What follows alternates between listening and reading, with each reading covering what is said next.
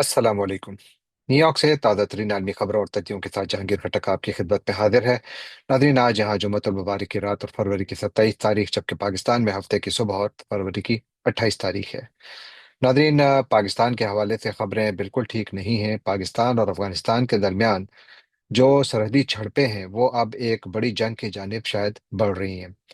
और न सिर्फ ये बल्कि पाकिस्तान के अंदर भी खैबर पख्तूनख्वा में हालात बिगड़ रहे हैं।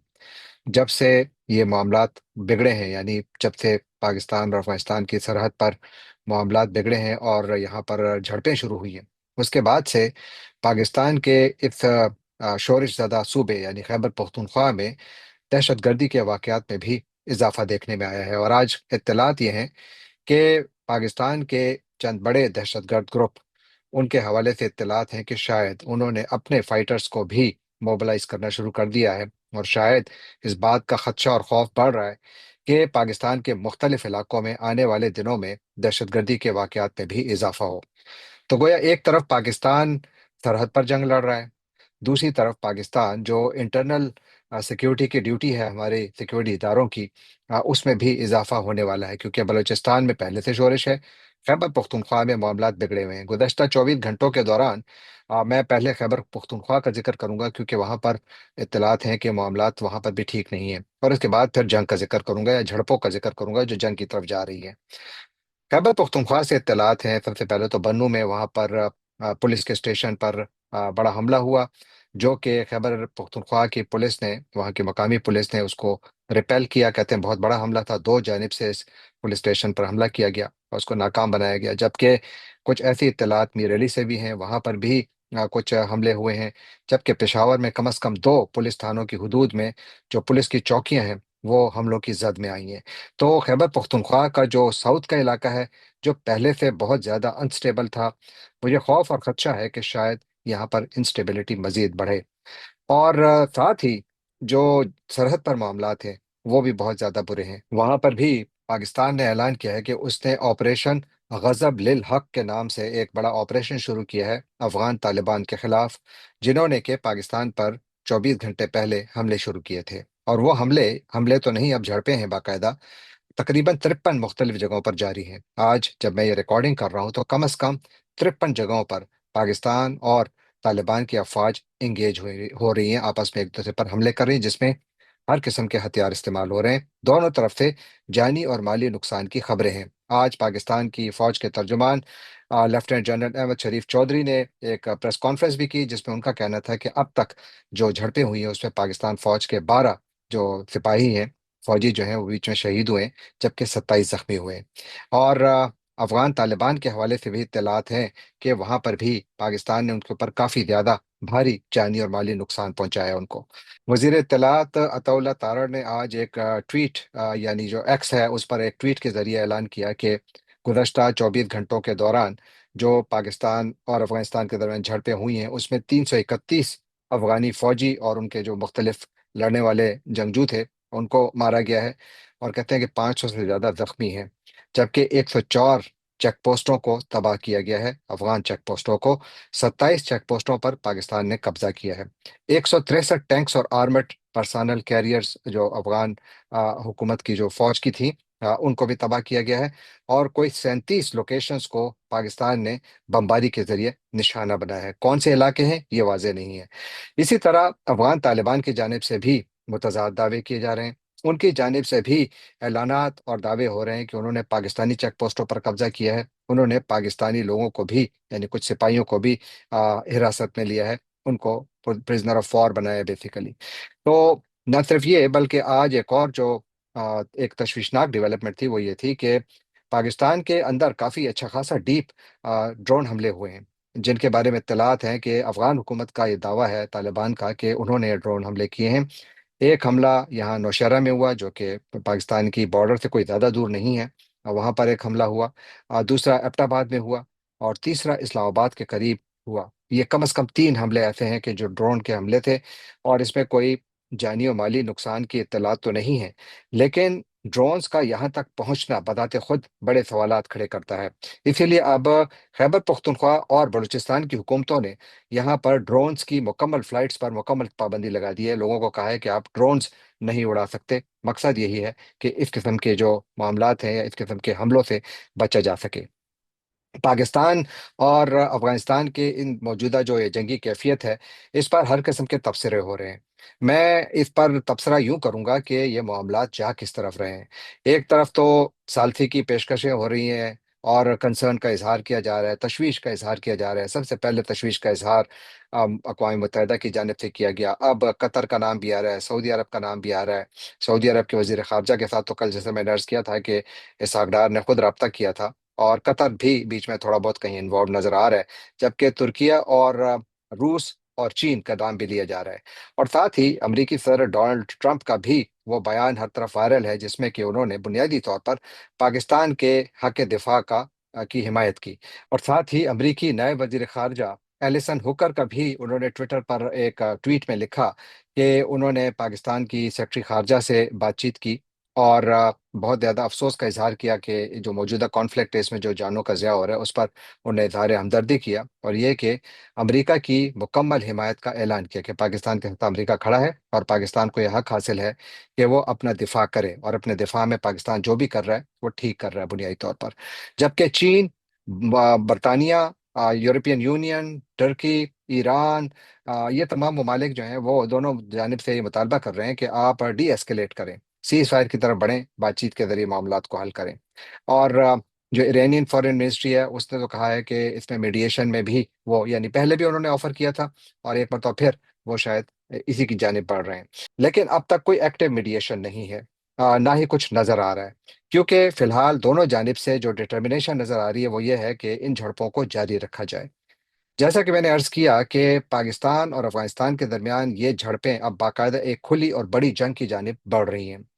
53 جگہوں پر انگیجمنٹ، بہت بڑی انگیجمنٹ ہے، یعنی یہ بہت سارے سیکٹرز پر اس وقت لڑائی ہو رہی ہے، اور باقاعدہ لڑائی ہو رہی ہے۔ اور وہاں پر جس طریقے سے دعوے کیے جا رہے ہیں، اور پھر جس طریقے سے اس نفرت اور غصے کی فضا میں جو سب سے بڑی کیجولٹی ہے وہ یہ ہے کہ عقل اور امن کی باتیں پیچھے رہ جاتی ہیں، اور یہی وہ موقع ہے کہ جہاں پر ہم جیسے لوگوں کو، ان تمام لوگوں کو جو کہ امن پسند ہیں، جو چاہتے ہیں کہ یہاں پر جنگیں نہ ہوں، کیونکہ ہم نے اس علاقے میں جنگیں بہت دیکھ لیں، یہاں کے لوگوں نے بہت جنازے اٹھا لیے، یہاں کے لوگوں نے بہت تکلیفیں برداشت کر لیں، اور ایک مرتبہ پھر کسی بھی نام پر اگر یہاں پر جنگ ہوگی تو اس کا نقصان اس خطے میں ہوگا۔ میں اس وقت تھوڑا دیر جو تھوڑا اینالائز کرنا چاہتا ہوں وہ یہ ہے کہ معاملہ کس طرف جا رہا ہے، اور یہ کہاں جا کر رک سکتا ہے۔ ایک تو یہ ہے کہ اگر آپ ملیٹریلی دونوں جانب کا کوئی موازنہ کرے تو کوئی موازنہ بنتا ہی نہیں ہے، کیونکہ پاکستان کے پاس کوئی 6.5 لاکھ سے زیادہ کی فوج ہے، پاکستان کے پاس 2,500 سے زیادہ ٹینکس ہیں، پاکستان کے پاس 400 سے زیادہ لڑاکا طیارے ہیں، پاکستان کے پاس بہت زیادہ ملٹری ایسٹس ہیں، دنیا کی پانچویں چھٹی بڑی فوج ہے۔ جبکہ افغانستان کے پاس جو طالبان کی یہ جو آرمی ہے، ان کے کوئی 1,72,000 فوجی بتائے جاتے ہیں کہ ان کی اسٹرینتھ ہے۔ ان کے پاس امریکی اسلحہ ہے جو کہ امریکہ نے بھیجا تھا، یعنی چھوڑا تھا پیچھے، اور کافی ایڈوانسڈ ویپنس بتائے جاتے ہیں۔ لیکن اب سوال یہ ہے کہ ان کی ایک خاص حد ہے، یعنی وہ ایک خاص حد تک تو اس کو استعمال کر سکتے ہیں، لیکن اس سے آگے نہیں جا سکتے، اسی لیے وہ ان کے پاس ایئر فورس نہیں ہے، لیکن وہ پاکستان پر پھر بھی فضائی حملے کر رہے ہیں ڈرونز کے ذریعے۔ تو گویا طالبان کی اہلیت محدود ہے، لیکن اہلیت ہے، وہ پاکستان کو یقیناً مشکل میں ڈال سکتے ہیں، لیکن زیادہ لمبی جنگ نہیں لڑ سکتے۔ سب سے بڑا سوال تو یہ ہے، ہمیشہ کے لیے جنگ شروع کرنا آسان ہوتا ہے، جنگ کو ختم کرنا مشکل ہوتا ہے، اور پھر ایک ایسی جنگ جس کا کوئی نتیجہ یا مقصد نظر نہ آ رہا ہو، تو پھر اس جنگ کا خاتمہ تو سب سے مشکل ہو جاتا ہے، کیونکہ اس میں کمپلیکیشنز بہت زیادہ ہوتی ہیں۔ اسی لیے آپ کو اس وقت دونوں طرف سے بہت زیادہ زبردست قسم کا ایک وہ کہتے ہیں جنگی بیانیہ نظر آ رہا ہے۔ ایک طرف پاکستان کی جانب سے اعلان کیا جا رہا ہے کہ ہم ان کو کرشنگ بلو دیں گے، یعنی ان کو تہس نہس کر دیں گے، جبکہ افغانستان کی جانب سے وہ کہہ رہے ہیں کہ جناب ہم بھی پاکستان کا بھرپور ان کا مقابلہ کریں گے، اور جب تک ہمیں جان میں جان ہے ہم لڑتے رہیں گے۔ اس میں سراج الدین حقانی کا بھی آج بیان سامنے آیا کہ انہوں نے کہا کہ ہمارے پاس پہلے بھی کبھی ایسٹس نہیں تھے، لیکن ہم نے سپر پاورز کو ہرایا ہے، اور ہم ایک مرتبہ پھر بھی یہی تاریخ دہرا سکتے ہیں۔ تو دونوں جانب سے ایک ڈٹرمنیشن نظر آ رہی ہے، امن کی جانب نہیں، جنگ کی جانب۔ اور افغانستان میں جو طالبان ہیں، وہ اس وقت جو وہ جنگ لڑ رہے ہیں، وہ اپنے عوام کو یہ بتانے کی کوشش کر رہے ہیں کہ بنیادی طور پر ہم اپنا دفاع کر رہے ہیں، کیونکہ پاکستان نے ہم پر حملہ کیا ہے۔ جبکہ پاکستان کا جو آرگومنٹ ہے، جو پاکستان کی دلیل ہے،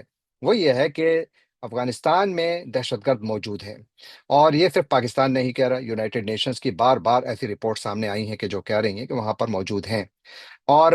وہاں سے یہ دہشت گرد پاکستان میں آتے ہیں۔ اس میں بھی پاکستان کے جو جو ایویڈنس ہے وہ پاکستان نہیں بلکہ انٹرنیشنل میڈیا رپورٹ کر رہا ہے۔ میں اس میں واشنگٹن پوسٹ کی ایکسکلوسیو اور ایک انویسٹیگیٹو رپورٹ تھی جس میں ان کا کہنا تھا کہ پاکستان میں جتنے بھی حملے ہو رہے ہیں ان میں جو اکثر ہتھیار استعمال ہو رہے ہیں وہ امریکی ہیں، یعنی وہ اکراس دی بارڈر افغانستان سے آ رہے ہیں، اور ان دہشت گردوں کو فلی سپورٹ جو ہے وہ افغان طالبان کی حاصل ہے۔ لیکن افغانستان کے لیے ایک مسئلہ بھی ہے۔ افغانستان کے لیے مسئلہ یہ ہے کہ افغانستان اپنے دفاع کے نام پر جنگ تو لڑ سکتا ہے، لیکن کتنی دیر تک لڑ سکتا ہے، پہلا سوال۔ دوسرا، کیا وہ یہ جنگ جیت سکتا ہے؟ تیسرا، کیا وہ جنگ جیتے یا ہارے، دونوں صورتوں میں دنیا جو اس سے ڈیمانڈ کر رہی ہے کہ افغانستان کی سرزمین پر دہشت گرد موجود ہیں، ان کو ان کو آپ کو ختم کرنا ہوگا، کیا وہ کرنے کی صلاحیت رکھتا ہے؟ دہشت گردوں کو اپنی سرزمین سے ہٹانے کی صلاحیت رکھتا ہے؟ یہ بڑا سوال ہے۔ اور میرا خیال ہے کہ طالبان یہاں پر شاید کچھ زیادہ آگے جانا بھی نہیں چاہتے، کیونکہ وہ خود اپنے آپ کو ولنریبل سمجھتے ہیں۔ طالبان، یاد رکھیے کہ کوئی ایک گروہ نہیں ہے، ان میں کئی گروہ ہیں، اور ان میں تقسیم بھی بہت زیادہ ہے۔ لہٰذا کچھ ایسے ہیں جو بہت زیادہ ہارڈ لائنرز ہیں، جو کہ ٹی ٹی پی کے ساتھ بہت زیادہ الائنڈ ہیں، اور کچھ ایسے ہیں جو کہتے ہیں کہ ٹی ٹی پی کا وقت گزر چکا، اب ہمیں اپنے قوم کا سوچنا چاہیے۔ تو اس لیے وہاں پر تقسیم ہے۔ تو اس لیے جو ٹی ٹی پی کے حوالے سے خبریں وہ یہ ہیں کہ خوف یہ پایا جاتا ہے کہ ٹی ٹی پی کے جو فائٹرز ہیں وہ اگر افغانستان میں داعش کے ساتھ مل جائیں تو افغانستان میں جنگ کا نقشہ یکسر بدل سکتا ہے۔ لہذا اس پوری صورتحال میں طالبان ولنریبل بھی ہیں، مجھے لگتا ہے کہ کسی حد تک مجبور بھی ہیں کہ وہ اپنے دفاع کے نام پر دہشت گردوں کی حفاظت کرتے رہیں، اور ساتھ پھر یہ کہ اس کے نتیجے میں وہ افغانستان جہاں پر کہ غربت ہے، جہاں پر کہ افلاس ہے، جہاں پر کہ لوگوں کو پورا کھانا نہیں مل رہا، وہ مزید بگڑے گی، وہاں پر حالات مزید بگڑیں گے۔ اور پھر وہی عوام جو اس وقت افغان طالبان کے ساتھ کھڑے ہیں کہ مارو پاکستانیوں کو مارو، ان پر راکٹ برساؤ، جو کرنا ہے کرو،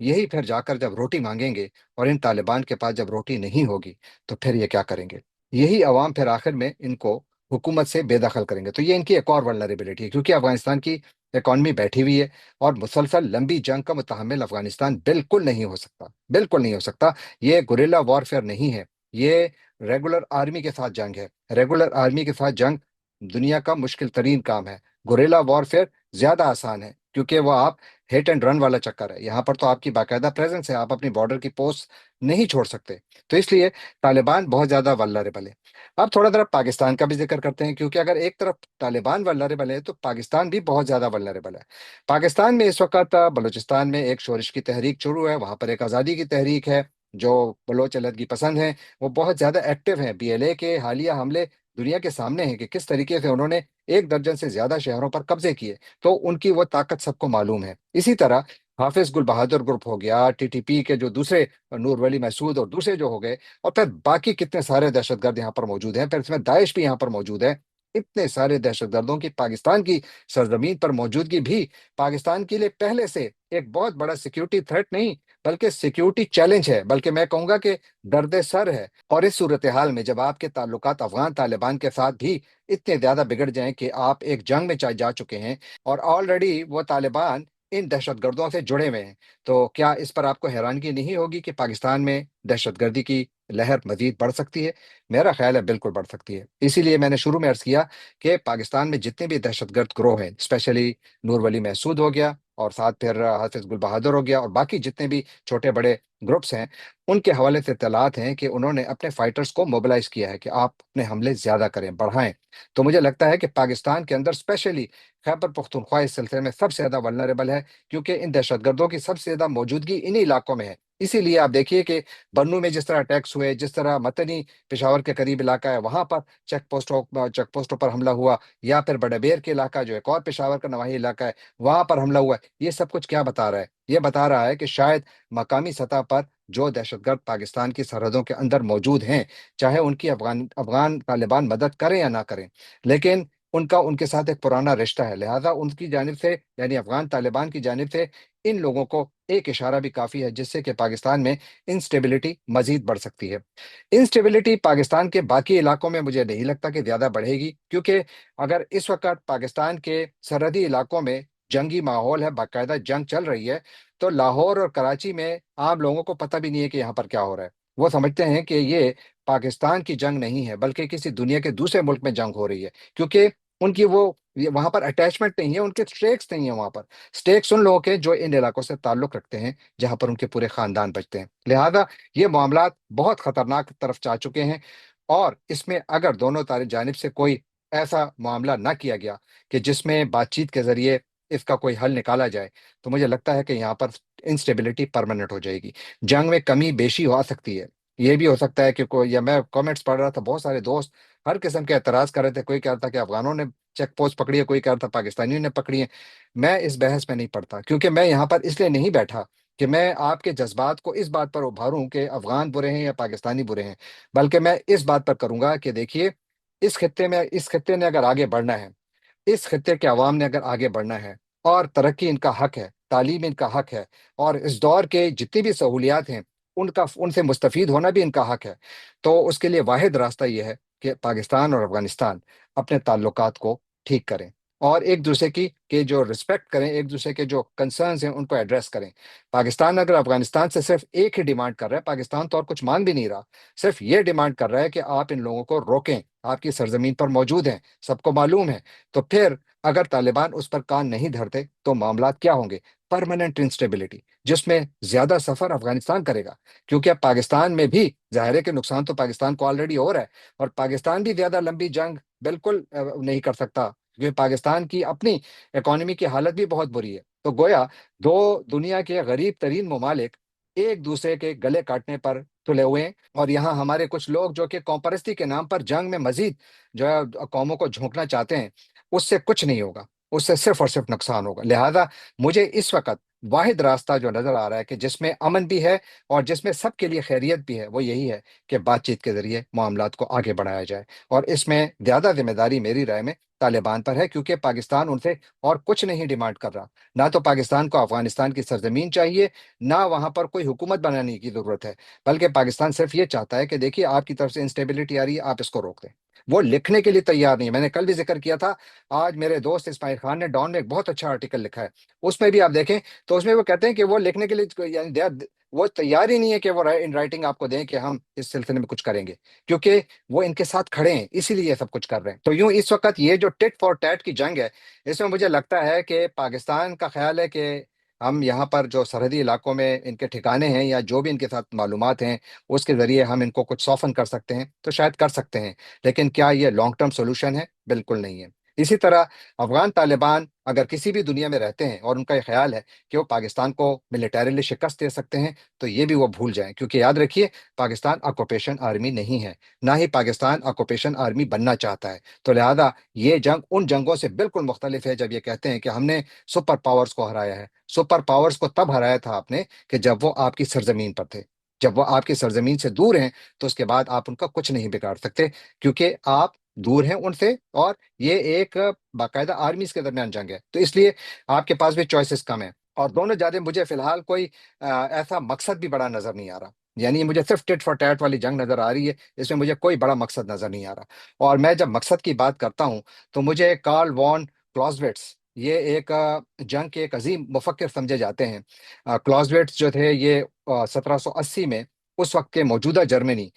کی ایک آزاد ریاست پروشیا میں پیدا ہوئے تھے، اور وہاں پر اسی کی فوج میں بطور افسر انہوں نے خدمات بھی سر انجام دی۔ ملٹری سائنس کے حوالے سے ان کا بڑا نام سمجھا جاتا ہے، اور ہمیشہ سے ملٹری سائنس کے جو طالب علم ہیں ہمیشہ وہ ان کو پڑھتے بھی ہیں۔ ان کا کہنا تھا کہ فوجی طاقت کو ایک واضح سیاسی مقصد کے تابع ہونا چاہیے، یعنی فوجی طاقت کو ایک واضح سیاسی مقصد کے تابع ہونا چاہیے۔ انہوں نے خبردار کیا کہ اگر یہ وضاحت نہ ہو تو جنگ بے مقصد تشدد میں بدل سکتی ہے، جنگ بے مقصد تشدد میں بدل سکتی ہے، اور جس کے نتائج حکمت عملی کے بجائے محض اتفاق پر منحصر رہ جاتے ہیں، یعنی وہ اگر اتفاقیہ کچھ ہو گیا تو ہو گیا، ورنہ آپ کو اس میں کوئی حکمت عملی کہیں نظر نہیں آ رہی۔ اور پھر اسی لیے جب میں آخر میں یہ بات کروں گا کہ پاکستان اور افغانستان کے لیے ضروری ہے کہ وہ اس جنگ سے پیچھے ہٹیں، اور سیز فائر ہونی چاہیے، اور بات چیت کا راستہ کھلنا چاہیے۔ اس میں امریکہ کی جانب سے پاکستان کا حمایت کو تو ہمیشہ ہر ایک کو ظاہر ہے ویلکم ہی کرے گا، لیکن یہاں پر میرا خیال ہے کہ سیز فائر کے لیے بات چیت کے ذریعے معاملات کو حل کرنے کے لیے کوششیں ہونی چاہیے، جس میں چین بڑا کردار ادا کر سکتا ہے۔ مجھے دو بڑی طاقتیں نظر آ رہی ہیں کہ جن کا اس معاملے میں بہت اثر ہو سکتا ہے، ایک چین اور دوسرا روس۔ دونوں کی جانب سے اعلان تو یہی کیا گیا ہے کہ وہ ڈی ایسکیلیشن کے حق میں ہے، سیز فائر کے حق میں ہے، اور بات چیت کے حق میں ہے، اینڈ لیٹس ہوپ کہ دیٹ ہیپنس، کیونکہ اس خطے نے بہت جنگیں دیکھ لی۔ شاید اب امن کا وقت ہے، ہم سب کو امن کے لیے بات کرنی چاہیے، ہم سب کو امن کی آواز اٹھانی چاہیے۔ جنگوئی کی بات ہو رہی ہے تو ایران اور امریکہ کے معاملات بھی سب کو معلوم ہے، وہاں پر معاملات کافی بگڑے ہوئے ہیں، اور ہر طرف سے اطلاعات یہی ہیں کہ امریکہ بالکل جنگ کے لیے تیار ہے، اور آج اطلاعات یہ ہیں کہ چین اور برطانیہ نے اپنے شہریوں کو کہا ہے کہ وہ ایران چھوڑ دیں۔ تو گویا یہاں پر اب خوف یہ بڑھ رہا ہے کہ امریکہ کسی بھی وقت ایران پر حملہ کر سکتا ہے، کیسے وقت جب امریکہ اور ایران کے درمیان بات چیت کا دوسرا دور ختم ہو چکا ہے۔ اور آج جب میں ریکارڈنگ کر رہا تھا تو اس سے پہلے یہ خبر آئی کہ عمان کے جو وزیر خارجہ ہیں، بدر بن حماد البسیدی، ان کا ایک بیان آیا ہے، بڑا اہم ہے۔ وہ کہہ رہے ہیں کہ امریکہ اور ایران میں ایک ایگریمنٹ تو اس حد تک ہو گیا ہے کہ ایران مزید انرچڈ یورینیم کے سٹاک پائلز نہیں رکھے گا، یعنی یورینیم کے ذخائر نہیں رکھے گا، یورینیم کی افزودگی روک دے گا، یہ اس سے مطلب لیا جا سکتا ہے، جو کہ ایک بہت بڑی بات ہے۔ اور اس کا مطلب یہ ہوا کہ اگر ایران سٹاک پائلنگ نہیں کرتا تو ایران بنیادی طور پر اپنے ایٹمی پروگرام کو روک دے گا۔ کیا یہ امریکہ کو قابل قبول ہوگا؟ آج ڈونلڈ ٹرمپ کا ایک بیان بھی ہر طرف ہے کہ جہاں پر انہوں نے کہا کہ وہ زیادہ خوش نہیں ہیں ایران جس طریقے سے امریکہ کے ساتھ مذاکرات کر رہا ہے۔ کیا اس کا یہ مطلب ہے کہ امریکہ واقعی ایران پر حملہ کرے گا؟ اس امکان کو بالکل یکسر مسترد نہیں کیا جا سکتا، اس کا خوف بھی ہے، اس کا امکان بھی ہے، اور اس کی تیاری بھی ہے۔ جانے سے پہلے آپ سے ایک مرتبہ پھر درخواست کہ آپ ہمارے چینل کو سبسکرائب کیجیے، لائک کیجیے، شیئر کیجیے، کامنٹ کیجیے، اور بیل آئیکن کو کلک کرنا نہ بھولیے گا۔ آپ کا بہت بہت شکریہ۔